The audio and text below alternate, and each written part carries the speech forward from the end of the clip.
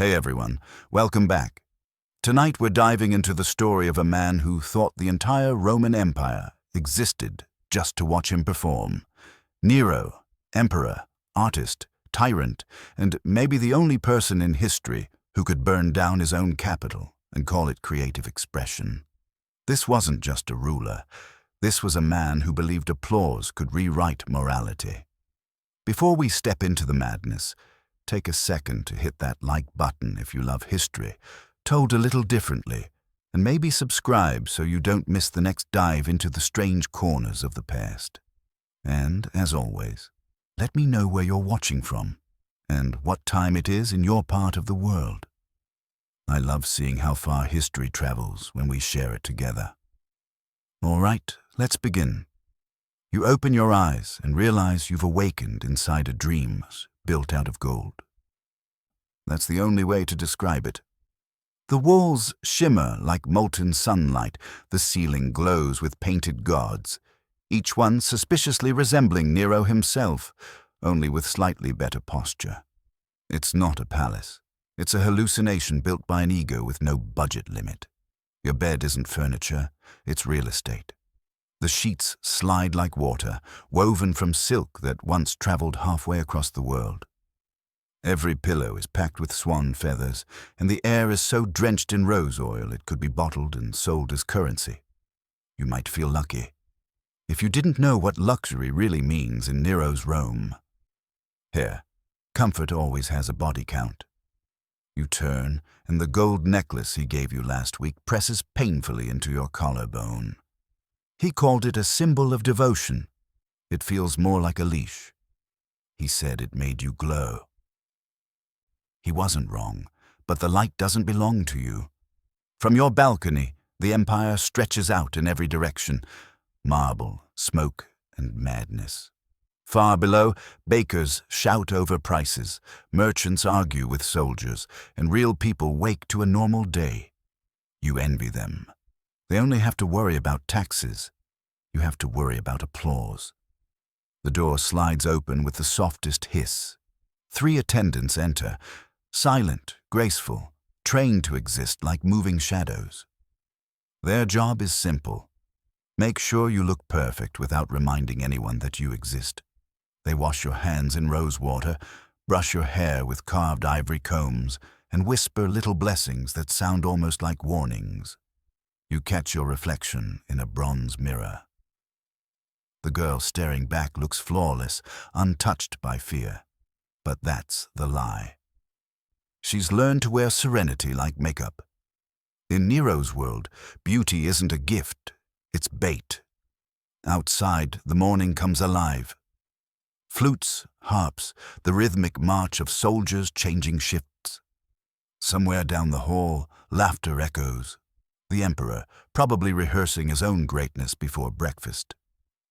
You sigh. The day has begun. In Nero's palace, you're not a person. You're a prop, a breathing decoration in a world that worships performance more than truth. The marble floor beneath your feet glows in the sunlight, and you whisper your daily prayer, not for peace, not for love, just the simple Roman miracle of surviving until lunch. The servants return, as they do every morning, gliding through the room with the quiet precision of ghosts. They carry towels, combs, oils, and the unspoken rule that nothing they witness ever happened. They have mastered invisibility. Their jewelry makes no sound, their sandals never scuff. Even their breathing seems trained. One of them, an older woman with silver hair and eyes like worn marble, clasps your bracelet with gentle care. Each click of the clasp sounds like a reminder that freedom here is ornamental. She fastens it tightly, the way experience teaches. In this palace, loose things, tongues, loyalty, morals, get people killed. Words are the rarest currency in Nero's court. A careless sentence can buy suspicion, a misplaced laugh can buy exile. Even a whisper can cost you everything.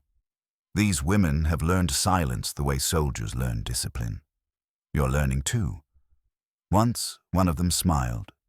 Just smiled. Maybe at you. maybe at a thought. The next morning, she was gone.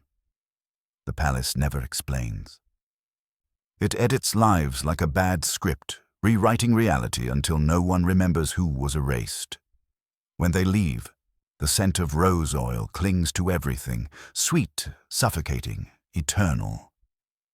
You stare at the door, wondering if anyone in this place still remembers how to laugh out loud. You slip into a linen robe light enough to pretend at comfort. Then you wait. You always wait. Footsteps echo down the corridor, soft at first, then sharper. The sound always lasts too long. Marble carries everything like a confession. The palace was designed for music and monologues, for voices that command and tremble. Every echo feels like a sentence being pronounced somewhere nearby. Sometimes you wish they'd speak. Tell a joke, hum a tune, anything to remind you that you're not entombed in gold.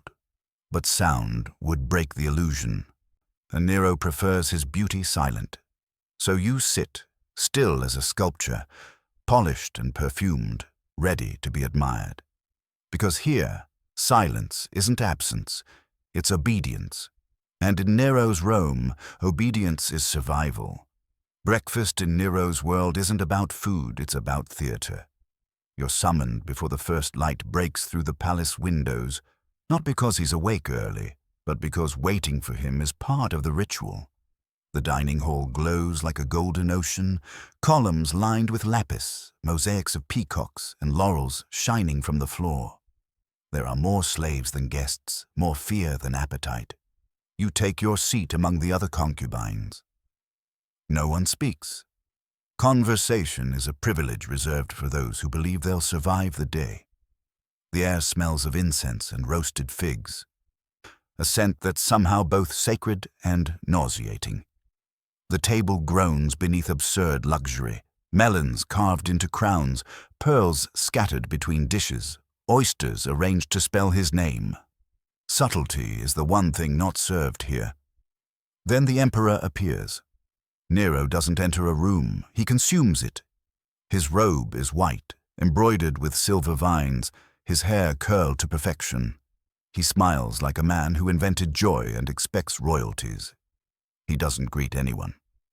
He simply sits, lifts a hand, and the musicians begin. Flutes, harps, the slow rhythm of drums, all carefully chosen to accompany his existence. He speaks eventually, but only to admire himself through others. Compliments pour from his lips like blessings, but they're never meant for the person he addresses. They're for the audience. When he tells one woman she shines brighter than Venus, everyone claps with the precision of soldiers saluting. You clap too, careful not to be the first or the last. Then his gaze drifts. When Nero looks at you, it feels like standing too close to the sun. He studies your face, eyes half closed, a small smile forming. You, he says, his voice slow and rich. You have the face of a tragedy. Every instinct tells you not to breathe. A tragedy, he said. Does he mean beauty? Doom? Both?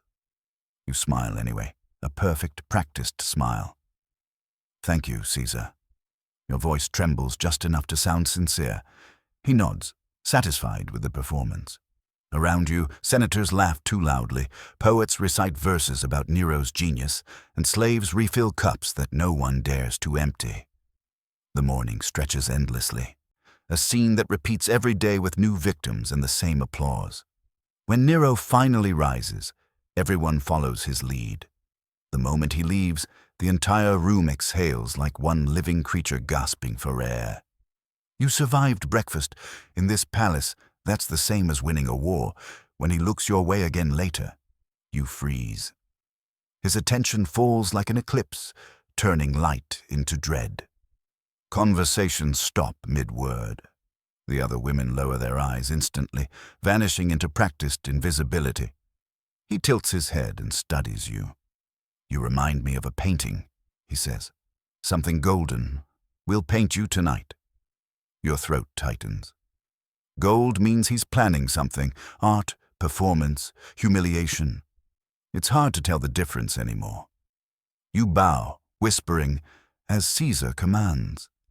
He waves you away, already bored, already dreaming of the next spectacle. You sit, heart pounding, and pretend your hands aren't shaking. You've seen women before you fall in and out of favor like candle flames. One week worshipped, the next erased. In this palace, attention is poison and neglect is mercy. The music starts again, soft and trembling, as though even the instruments fear to disturb the air. You sip your watered wine and remind yourself to keep breathing. Tonight, you'll be part of his art. And art, under Nero, has a way of killing its inspiration. Afternoons in Nero's palace move like honey, slow, sweet, and suffocating.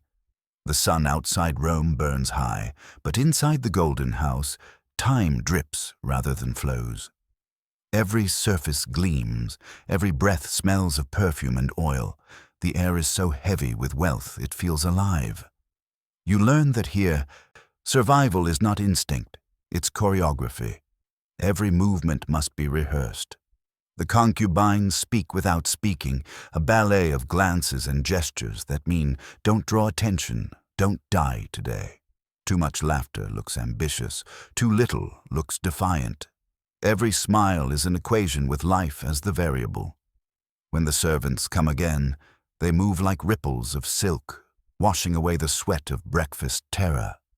Their faces reveal nothing, their eyes as dull as coins passed through too many hands. They dress you in pale linen, an outfit light enough to suggest comfort, but tight enough to remind you you're owned. The golden clasps click in rhythm, each one another lock in an invisible chain. Then, somewhere in the distance, music begins. Flutes, lyres, a beat too perfect to be accidental. The emperor is awake again, and when Nero rehearses, the entire palace holds its breath. You join the other women and walk toward the performance hall, each step echoing across marble floors, built to worship sound. The hall is magnificent, the kind of room that would humble kings but only inflates Nero's ego. Columns stretch like captured sunlight, and at the center stands a platform draped in silk. He's there already, dressed in flowing robes, a crown of laurel on his curls, the picture of divine delusion. He lifts his lyre and announces, "Today I will perform the tragedy of Troy." You almost pity Troy. The music that follows is strange, part melody, part menace. Nero sings with a passion that would be admirable if it weren't terrifying. His voice cracks on high notes, yet everyone claps as though Jupiter himself just applauded. The senators murmur approval. Poets scribble verses that will save their lives, and the concubines smile as if moved to tears. Midway through, he stops. His gaze sweeps the room and lands on you. "You," he says, his tone smooth and deadly. "What did you feel?" Every heart in the hall stops. You can hear your own pulse in your ears. One wrong answer, and you'll vanish by morning. "Sorrow," you whisper. "Divine sorrow, my lord." He studies your face, then smiles. "Ah, you understand art." The crowd exhales in relief. You do too, quietly, carefully, as though air itself might betray you. The performance drags on for hours. Senators faint discreetly. Slaves replace them silently. Nero improvises speeches about his genius that last longer than the war he's pretending to mourn. You clap until your palms ache. Every sound of praise is another minute earned.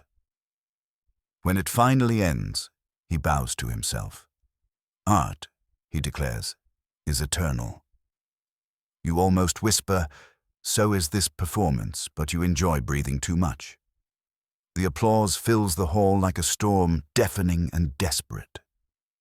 The emperor smiles, pleased, unaware or uncaring that the people applauding him are applauding their own survival. When he leaves, the silence that follows feels heavier than gold. You sit still for a long time, hands trembling, face frozen in that perfect expression of admiration. You've survived another rehearsal, another test, another day inside the empire's most beautiful prison. And as the sun begins to sink, You understand why no one here dreams of freedom. In Nero's Rome, freedom is just another word for an execution you haven't seen yet. Night descends over Rome like a slow curtain of smoke. The palace glows against the darkness, every wall alive with torchlight and reflection, every doorway spilling laughter that doesn't sound entirely human.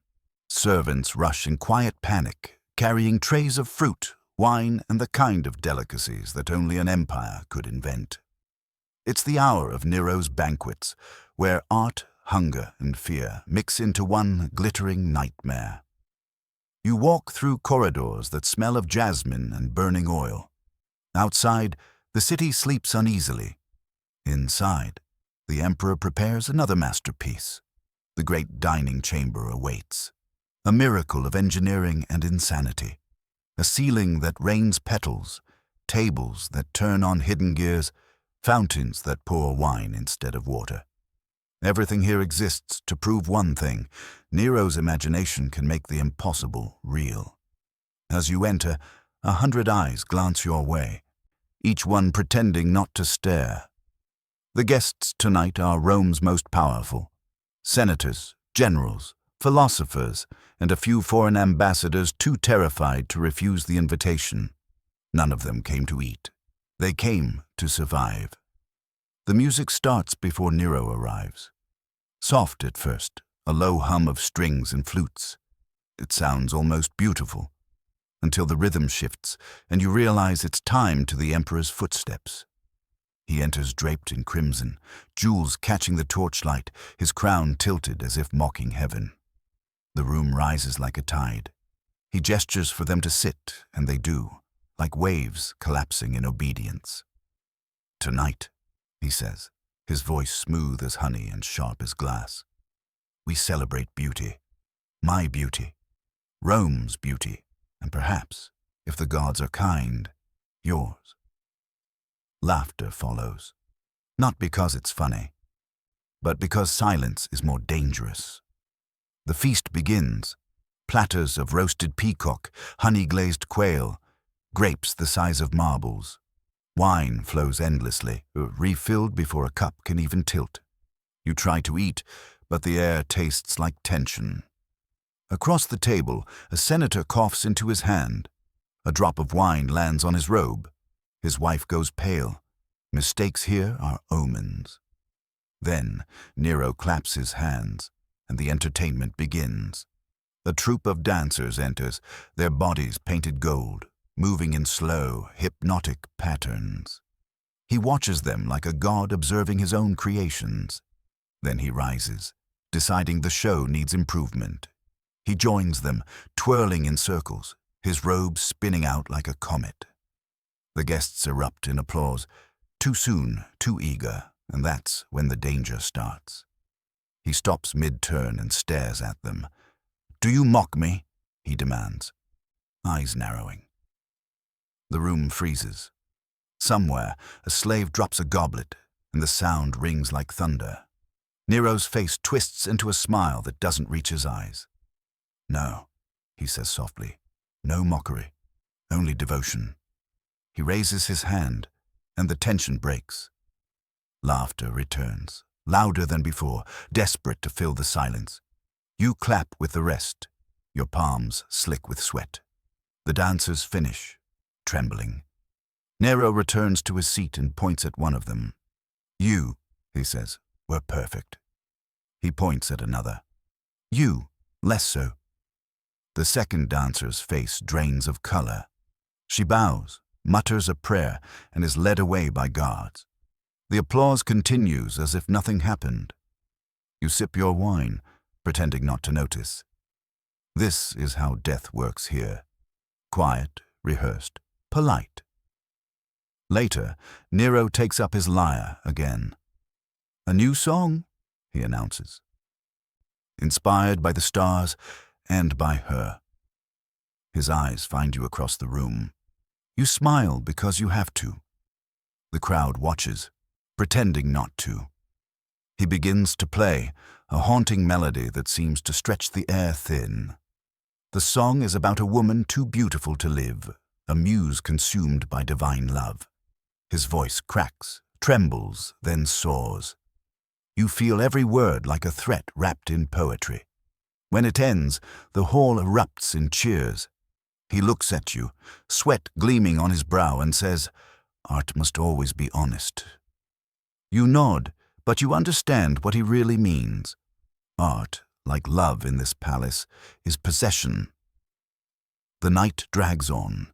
The guests drink themselves numb, laughing too loudly, clapping too long.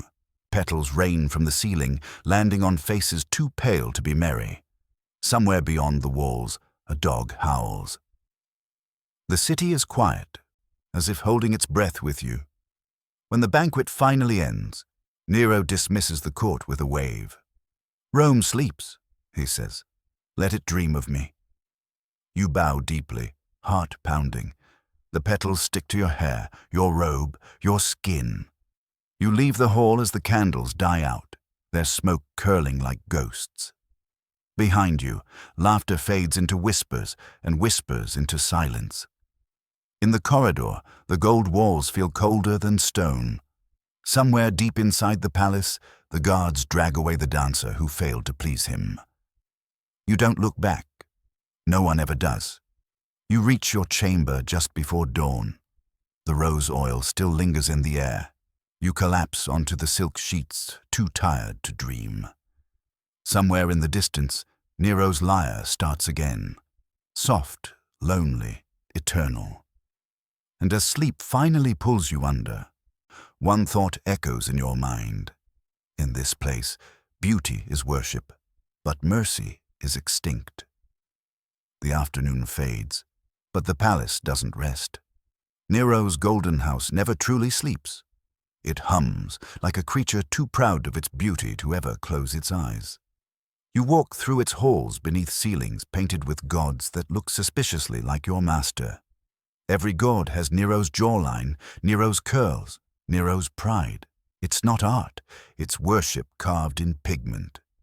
In the courtyards, fountains sing to no one. Slaves sweep petals from floors already clean. You pass a sculptor chiseling marble under torchlight. He doesn't look up. He knows better. Statues of Nero line the walls in different poses. One heroic, one pious, one tragically thoughtful. The emperor likes to see every version of himself at once. It reminds everyone else how small they are. You reach the garden. It's unreal. Flowers from Egypt, trees from Persia, perfumes from lands conquered and forgotten. The air is sweet enough to make you dizzy. A peacock cries somewhere, and the sound echoes like a warning. You remember what one poet whispered before disappearing. Beauty is a weapon here, and every petal hides a blade. The concubines gather by the fountain, pretending to admire the lilies. Their faces wear the same mask of calm, but you can feel the tension like a wire between you. Conversation is dangerous, yet silence feels worse. You talk in code, compliments that mean pity, laughter that hides grief. One of them, Cassia, touches your wrist lightly. Her hand trembles. "He's planning something," she whispers, barely audible. "The fire rituals again." You don't ask what she means. In this place, knowing too much is as fatal as knowing nothing. From across the garden, the sound of a lyre drifts through the air. Nero again, rehearsing for no one. The notes twist strangely, mournful and grand, like a hymn to himself. He plays for hours, chasing perfection only he can define. Servants freeze whenever the melody falters, as though the wrong breath could offend the gods. Later, you are summoned, not by name, you don't have one anymore, but by gesture. Two guards appear at the archway, their armor gleaming red in the setting sun. The emperor requests your presence. Requests. The word almost makes you laugh. You follow them through the halls until you reach a vast chamber of mirrors. It's his private theater, the place where he practices being divine. The walls reflect him 100 times over. You catch your reflection too, small, trembling, barely real. He stands in the center, a robe of silver draped over his shoulders, his hands gloved in white. On a pedestal before him rests a marble bust, your face, or rather, his version of it. Perfect, empty, eternal. "Do you like it?" he asks, smiling. You hesitate. "It's beautiful, my lord." He circles the sculpture, admiring his own creation. "Beauty," he says, "is the only truth worth living for. Don't you think so?" You nod, because there's no safe answer. He steps closer, his eyes bright with something like affection and something like madness. "When Rome burns," he murmurs, "she will glow like this. Gold against the dark. That's art. People will hate me, but history will understand." You freeze. "When Rome burns." You tell yourself it's a metaphor, a poet's flourish. But the way he says it, soft, reverent, makes your stomach turn cold. He smiles again, gentler this time. "Go now. Rest. Tomorrow we rehearse tragedy." You bow, backing away carefully, never turning your back until you're beyond the threshold. Once outside, your legs nearly give out. You press your palm to the wall, breathing hard. Somewhere deep in the palace, the lyre starts again. Slow, deliberate, like the prelude to something vast and terrible. You walk back to your chambers, the echo of his words following like smoke. "When Rome burns." Morning breaks again over the city, but inside the Golden House, it's hard to tell whether time moves forward or simply loops. The air hums with preparation. Servants dart between rooms, carrying robes, masks, and instruments. The Emperor is rehearsing. Again. No one knows for what, and no one dares to ask. When they come for you, it's with the same quiet efficiency as always. The Emperor requests your presence in the atrium. Requests. Always that word, soft and poisonous. You follow them through the corridors, past frescoes of gods smiling too sweetly, until you reach the great performance hall. He's already there. Draped in gold and white, standing beneath an arch of mirrors. His lyre gleams on the pedestal beside him, and around him musicians wait in perfect stillness, afraid to breathe too loudly. When Nero rehearses, Rome itself holds its breath. He turns as you enter, his face radiant, almost gentle. "Ah, my muse arrives," he says. "You will inspire tragedy today." The phrase hits you like a draft of cold air. Inspire tragedy. You've learned that in Nero's language, art and suffering are synonyms. He gestures for you to sit. You do, on a low marble bench near the musicians. He begins to play, his fingers trembling slightly as they move across the strings. The melody starts soft, beautiful even, but grows stranger as it builds, twisting like a serpent. He sings, his voice rich, theatrical, desperate. The song tells of a queen who loved a god and was destroyed by her devotion. When he finishes, the silence is unbearable. He turns to you, eyes burning. "Do you understand her?" he asks. "Yes," you whisper. "She loved too deeply." He laughs, delighted. "Exactly. She loved too deeply. That is the kind of beauty Rome will remember." Then he waves his hand, as in the servants bring masks, torches, and draped fabrics. He begins staging his next performance, his own tragedy. He assigns roles to the courtiers and musicians, each trembling as their name is spoken. You are to play the queen, of course. He directs with an intensity that borders on divine mania. Every gesture, every line, every breath must serve the story of suffering he's constructing.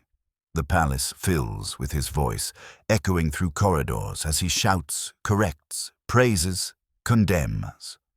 One slave drops a torch and is dragged away before anyone can blink. No one speaks of it. You wear the mask he gives you, a fragile thing of ivory and gold, painted with tears. The heat of the torches makes it slick against your skin.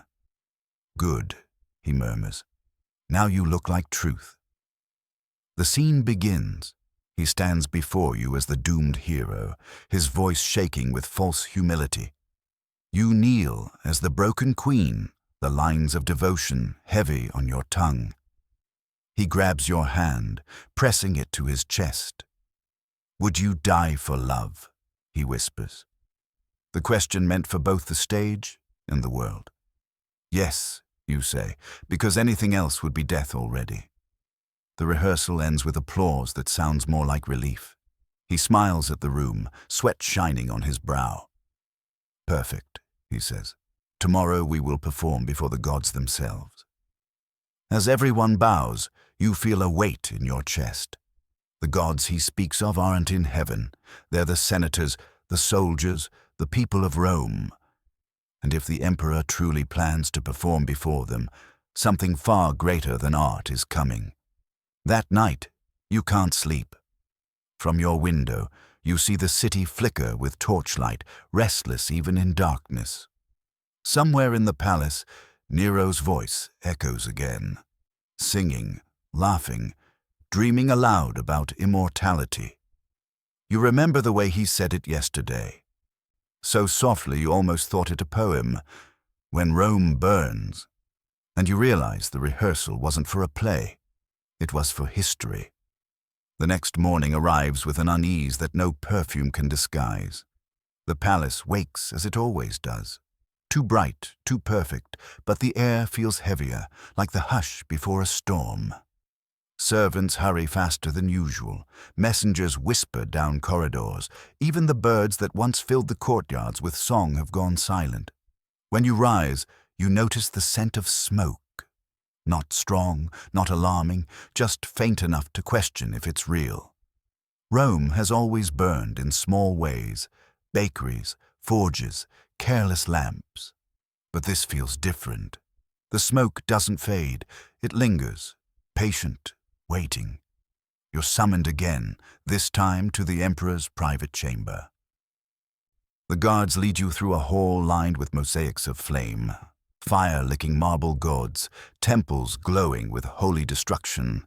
You wonder if that's new or if you're only noticing it now. Nero greets you with his usual smile, the one that promises brilliance and hides catastrophe. His eyes shine with the fever of inspiration. "The city feels alive today," he says, turning toward the window. From where he stands, you can see the rooftops of Rome stretching to the horizon. Can you feel it? The tension, the energy? Rome is ready to be reborn. You don't answer. There's no safe response to that kind of madness. He moves restlessly around the room, talking faster than usual. The people don't understand art. They think beauty is comfort, not transformation. They need to see it, to see what it means to destroy and create in the same breath. That's how gods are made. You realize he's not rehearsing anymore. He's confessing. He stops suddenly, turns to you. "Do you know what the poets will say of me?" His smile widens. "They'll say I gave Rome the gift of vision, that I burned away the rot so that something purer could rise." The words hang in the air like ash. That afternoon, the palace grows restless. Guards move in unfamiliar patterns, carrying sealed orders. Slaves vanish quietly, replaced by others you've never seen. The concubines whisper behind painted fans, their faces pale beneath layers of powder. Cassia finds you near the fountain. Her voice shakes. "He's ordered the granaries emptied," she says, "and the water cisterns sealed. He says it's for purification."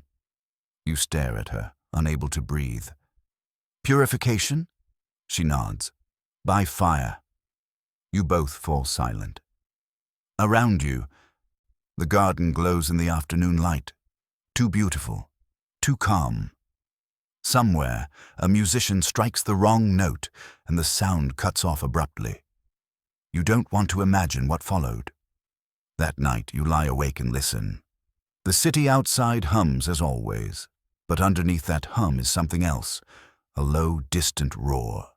The air smells faintly of pitch. You press your hand against the marble wall. It feels warm, You try to tell yourself it's nothing, that this is still Rome, eternal and unshakable. But deep inside, you know, the performance is about to begin. When the first screams come, they sound almost like applause. You rush to the balcony. Far below, flames bloom in the distance, orange, alive, hungry. They spread fast, leaping from house to house, devouring the night. Smoke rises like a new sky. The streets writhe with panic.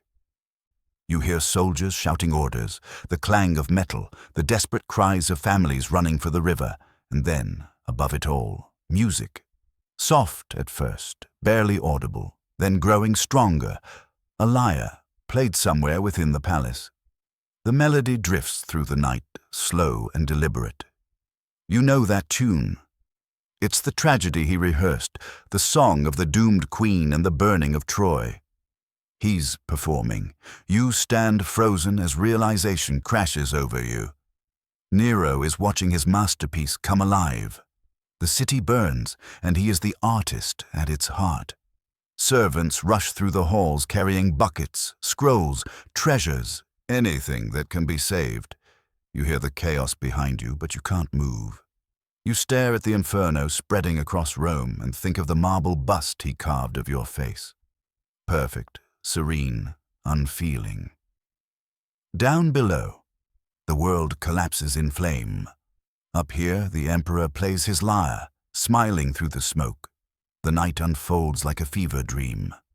From the palace balcony, the world below seems unreal. Streets twisting in rivers of fire, rooftops glowing like molten gold, and the sky itself torn open with smoke. The wind carries screams, prayers, and the low rumble of collapsing stone. Rome, the eternal city, is breaking apart, and its emperor is composing the soundtrack. Inside the palace, chaos swells in perfect rhythm with the music. Servants run with water jars that do nothing. Courtiers weep quietly behind jeweled hands.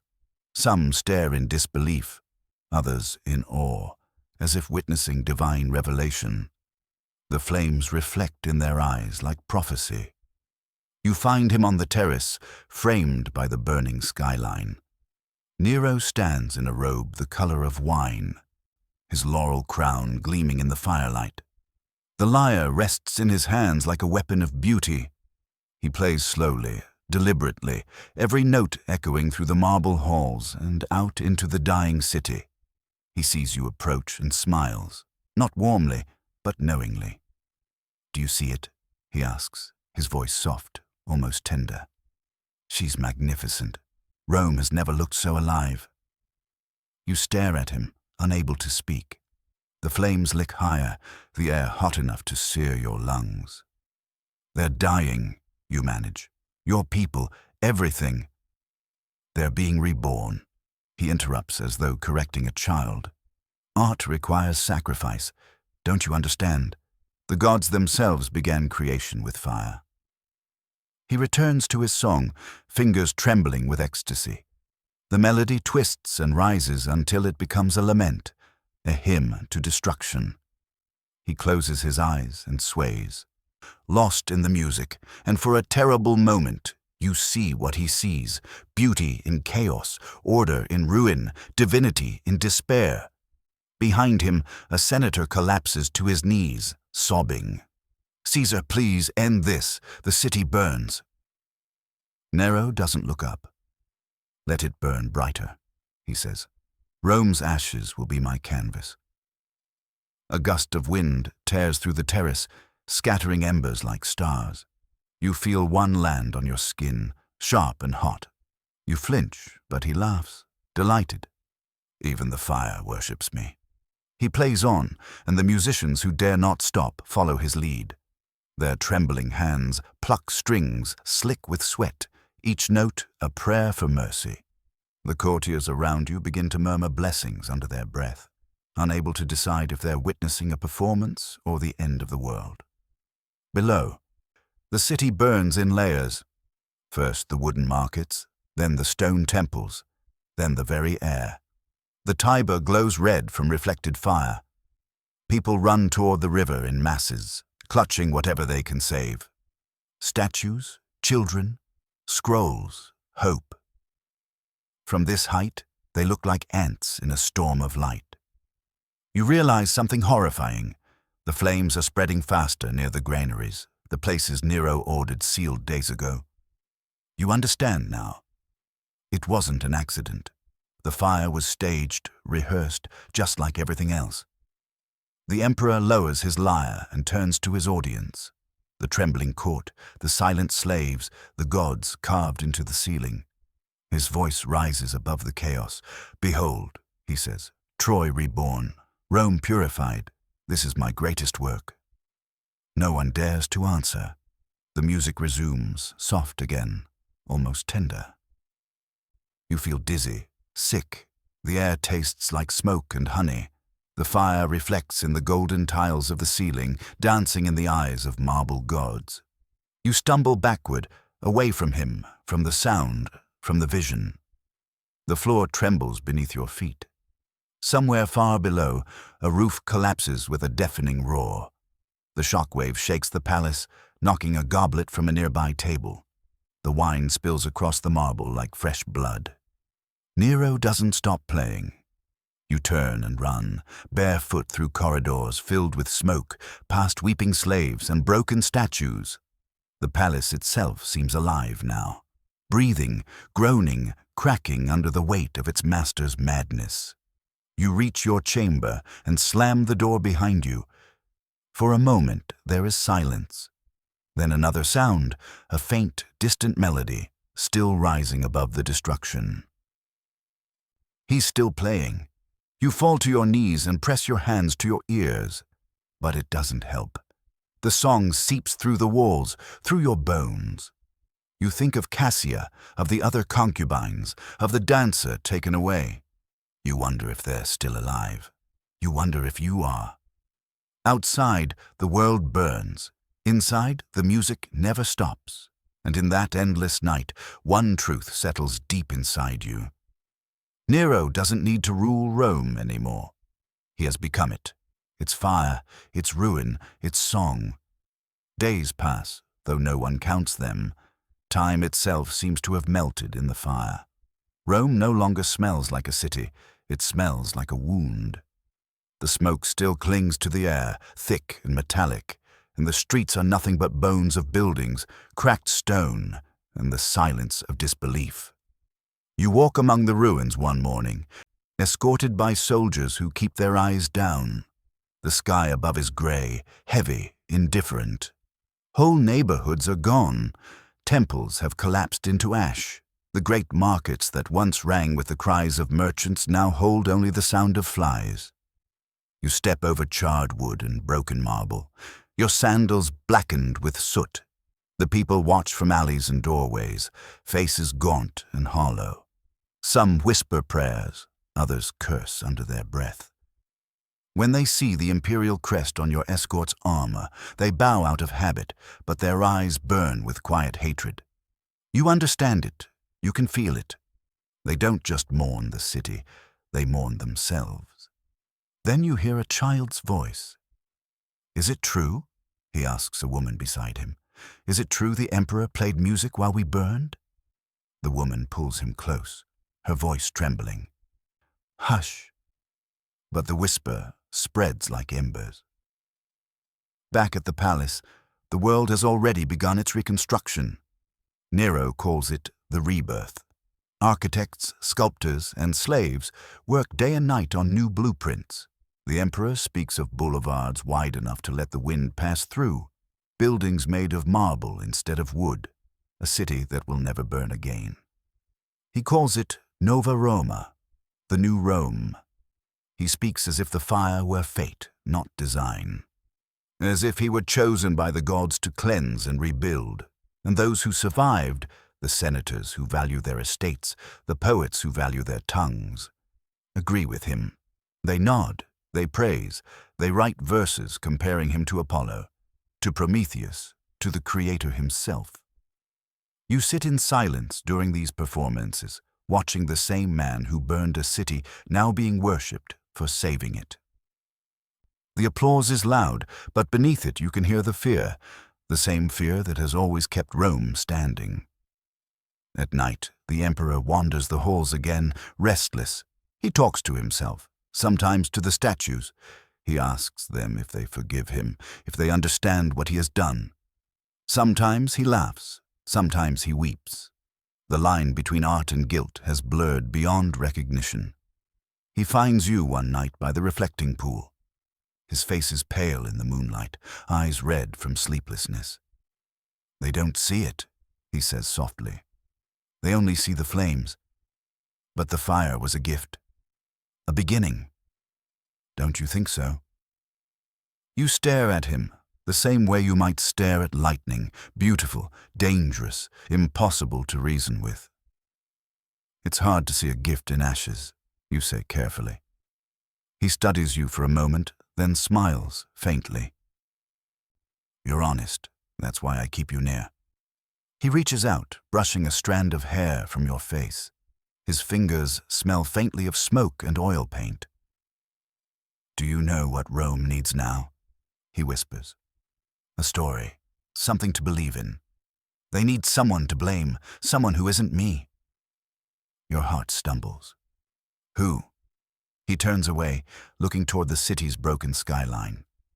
"The Christians," he says, almost casually. "They don't honor our gods. They worship in secret. They already speak of apocalypse and flame. It's perfect. They'll confess to anything if they think it pleases their god." You feel the air leave your lungs. "You can't." He silences you with a glance. "I can do anything, and I must. Rome loves spectacle, not truth. Give them a show, and they'll forget what really happened." He walks away, humming the melody he played during the fire. The sound echoes across the courtyard, blending with the chirp of distant insects and the quiet lap of water against stone. That night, the orders go out. Soldiers march through the city, rounding up the followers of the new faith. The prisons fill within days, and once again, the emperor prepares his stage. You watch from your window as they build wooden stakes in the gardens below, the same gardens where roses once grew. You don't know which is worse, the horror of what's coming or the perfection of the plan. Because you understand now, the fire wasn't the finale. It was only the first act. The preparations take days, though, in Nero's mind. They are rehearsals. Every act of cruelty is scripted, every scream timed like music. The emperor wants order, even in suffering. The stage is built in his gardens, vast, open, surrounded by marble columns. Where once peacocks wandered and fountains sang, there now stand rows of wooden stakes, iron chains, and amphorae of oil. The scent of roses has been replaced by the sharp sting of pitch and smoke. When you first see it, you think it's some grotesque illusion. But then the soldiers arrive, dragging men and women in rough tunics, their faces hollow with hunger and fear. The Christians, he called them, foreign, strange, harmless. People who never bowed to the Roman gods, who prayed in whispers and spoke of love that conquered death. Now they are the villains of Nero's new masterpiece. The courtiers gather on the terraces above, dressed in silk, murmuring like spectators before a festival. Some laugh nervously, others drink too much wine too early. Even they can sense the unease twisting the air. But no one refuses the invitation. No one ever does. At the center of it all stands Nero, the Emperor of Rome, the artist of ruin. He wears white robes edged with gold, a crown of laurel on his curls, and a look of serene command that might have belonged to a god if not for the madness behind his eyes. He lifts his arms, and the crowd falls silent. "Tonight," he declares, "we cleanse the city. Tonight, Rome witnesses the triumph of truth over treachery. These enemies of the gods brought fire upon our homes. Now their flames will redeem them." A shiver runs through the audience. He says the words as though he believes them, or perhaps as though believing them makes the lie real. The prisoners are tied to the stakes. Some pray aloud. Some are silent, staring up at the night sky as if looking for a god who might intervene. The smell of oil grows stronger. The guards step back. Nero raises his hand again, and the torches are lit. Fire blooms like flowers. The night fills with light and screams with the crackle of wood and the hiss of burning oil. The crowd gasps, then cheers, some in horror, others in awe. The emperor watches it all, unmoving. The reflection of the flames dances in his eyes. You can't look away. You can't look at it either. You're trapped in the space between disbelief and nausea, between pity and terror. The air trembles with sound. The cries, the chanting, the applause. It's not a punishment anymore. It's a performance. Nero steps forward, his voice rising above the chaos. Do you see, Rome? Do you see how the light drives away darkness? The gods are satisfied. The people cheer louder, as though forced by fear itself to play along. Some chant his name, others clap with hands that shake. The emperor smiles. For a moment, he closes his eyes, breathing in the scent of smoke and oil like it's incense.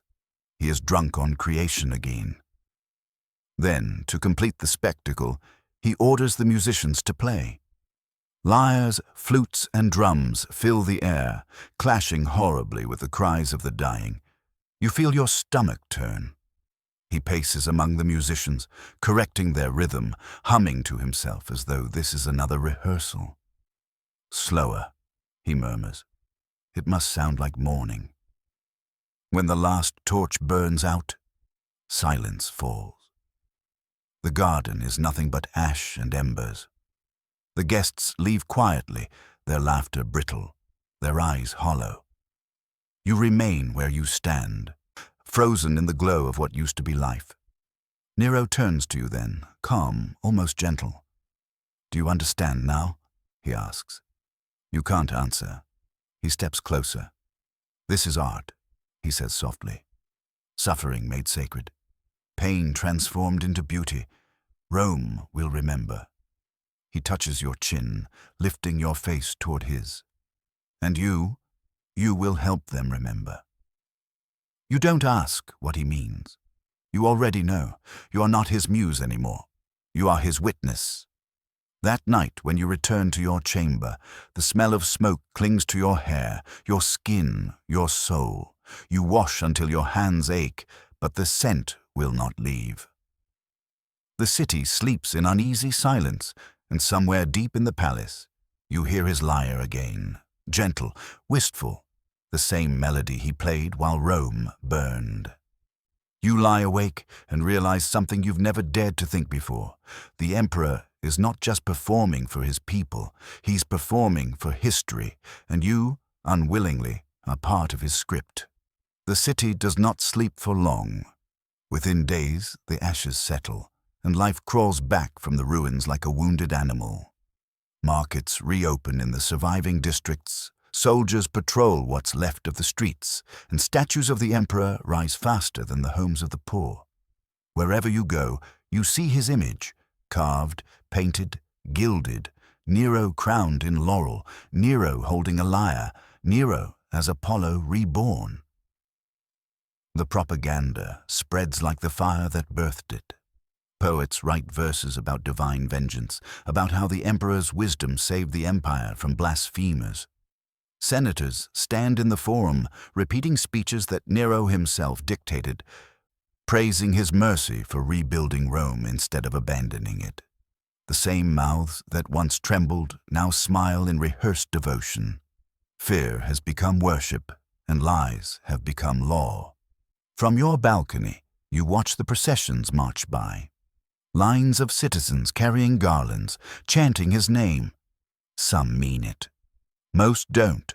You can see it in their eyes, the emptiness behind the cheers. But Rome is too tired to resist. A city that has survived plague and famine knows how to bow to survive one man.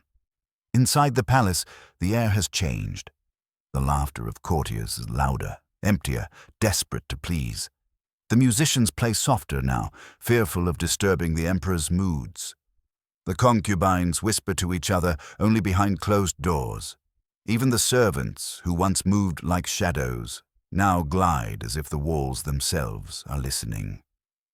One morning, you pass the great atrium and hear Nero's voice echoing across the marble. He's addressing the architects, waving his arms over a table covered in drawings and wax models. "Here," he says, pointing, "the golden domes will rise higher than any temple. Here, fountains will sing my glory. This city will be my heart, my stage, my immortality." He turns and sees you. His smile is bright, almost boyish. "Ah, my muse, you must see it. The new Rome will be a monument to art, to beauty, to me. Every stone will sing." You force a smile. "It will be magnificent, Caesar." "Of course it will." He laughs lightly, touching your shoulder. "Rome must never forget who gave it new life." That evening, the palace glows with candlelight. A feast is held to celebrate the rebuilding, though there's little to celebrate. The senators drink until they forget what the city smells like. The poets recite verses comparing Nero to the sun. You sit among them, watching his every gesture, the way he smiles when praised, the way his fingers drum lightly on the table in rhythm with the flutes. It's almost easy to forget what he's done. Almost. But then you see a new servant spill wine by mistake. The sound of the cup breaking freezes the room. Nero's smile vanishes. Silence. The servant drops to his knees, shaking. Nero stares at him for a long time, his expression unreadable. Then, softly, he says, "Clumsy hands have no place in a divine palace." He gestures, and 2 guards drag the boy away. The music resumes a moment later, forced and trembling. Nero raises his cup again, as if nothing happened. "To perfection," he says. The courtiers echo him obediently. "To perfection." You whisper the words too, though they burn your tongue. Later, when the feast ends, you walk alone through the corridors. The smell of wine and incense lingers. Behind a tapestry, you hear muffled sobs. Perhaps the servant's mother, perhaps another ghost Rome will pretend not to see. You keep walking. In your chamber, you open the window and look out over the darkened city. The reconstruction has already begun. You can see torches flickering where new walls are rising, and yet, beneath that light, the city feels hollow. Something vital has been burned away. Not just wood or stone, but truth itself. You touch the necklace around your throat, a gift from Nero, heavy and cold. You once thought it was gold. Now you know it's a chain. You whisper to the night, barely audible. "Rome burns still. We just can't see the fire." Somewhere in the distance, you hear the faint sound of his lyre again.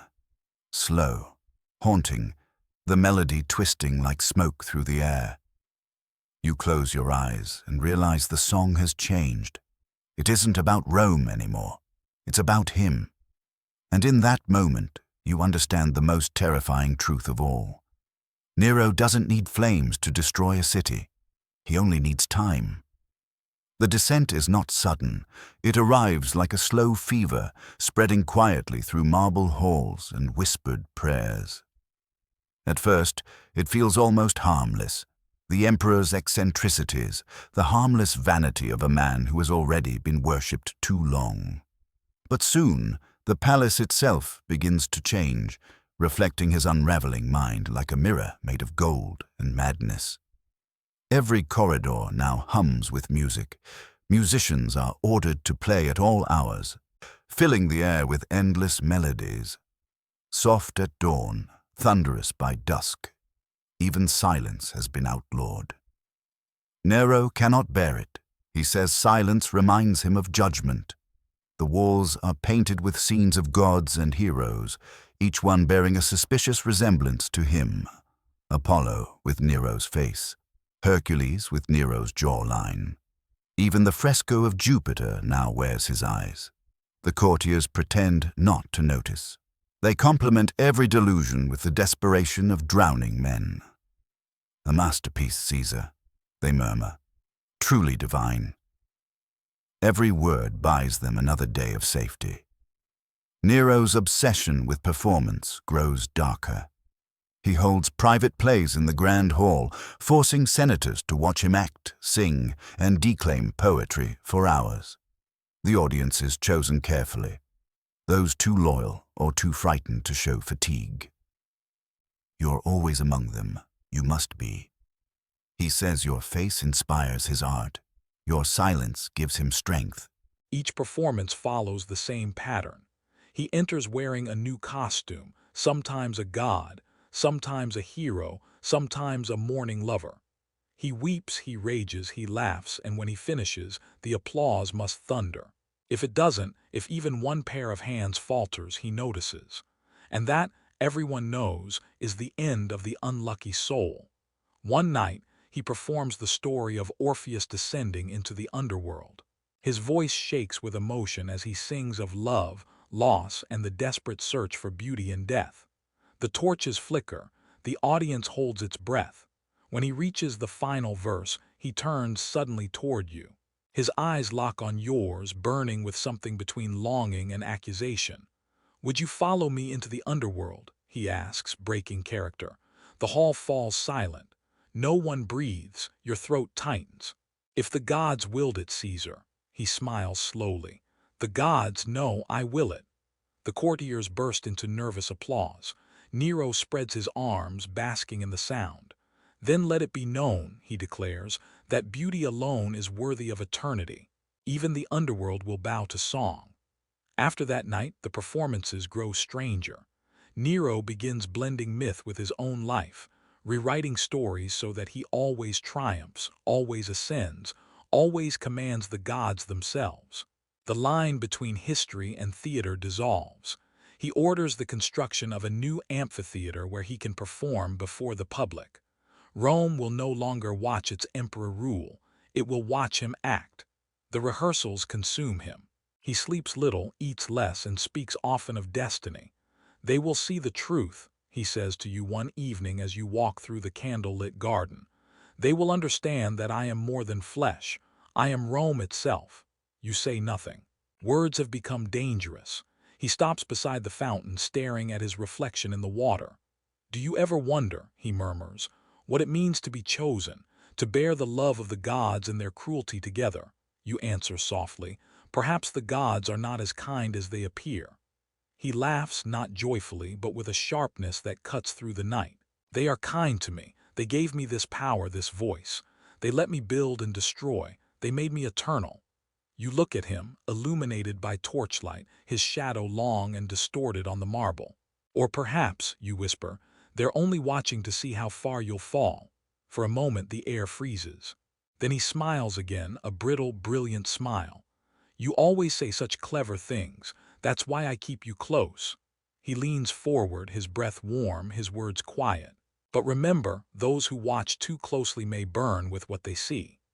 When he leaves, the fountain ripples with his reflection, breaking the illusion of perfection. You stare into the water and see not a god, but a man drowning in his own legend. The next day, rumors spread. A senator was executed for sleeping during a performance. A poet vanished after suggesting Nero's lyrics were too long. A general was demoted for applauding too softly. Each disappearance is explained away as treason, disrespect, or divine justice. The palace no longer needs reasons, only obedience. At night, you begin to hear new sounds, not music, not laughter, but whispers, muffled sobs behind doors, the echo of sandals dragged across marble. Rome's greatest palace has become its quietest prison. And yet, Nero glows brighter than ever. The people still cheer when he appears. They chant his name because the alternative is silence, and silence is fatal. You lie awake and wonder how long this play can go on before even the gods tire of the performance. You wonder if they already have. Because deep inside, you can feel it. The audience is still clapping, but the empire has begun to crumble behind the curtain. The end came quietly. No fire this time, no music. Just silence, the kind Nero had feared all his life. Rumors spread through the city faster than soldiers could contain them. The legions had turned. The Senate had named him an enemy of Rome, and even the gods had grown tired of his performance. The emperor who once commanded applause now found none left to give it. He fled through empty corridors, past the golden walls that once reflected his glory. The statues of his own face stared down at him in judgment. Outside, thunder rolled, not divine approval, just a storm. They say he hid in a villa at the edge of the city, surrounded by a few terrified servants. You weren't there, but you can imagine it. Nero, trembling, muttering lines from his favorite tragedies as soldiers closed in. His last words, they claim, were almost a whisper, "What an artist dies in me." By dawn, it was over. Rome buried its tyrant and pretended to forget. The Golden House fell into ruin, its halls reclaimed by dust and ivy. The people rebuilt their city again, slower this time, wiser. And the world moved on. But sometimes on quiet nights when the wind passes through the broken marble, it almost sounds like a lyre. Soft, fragile, playing a song about a man who mistook applause for love and burned the world to hear it.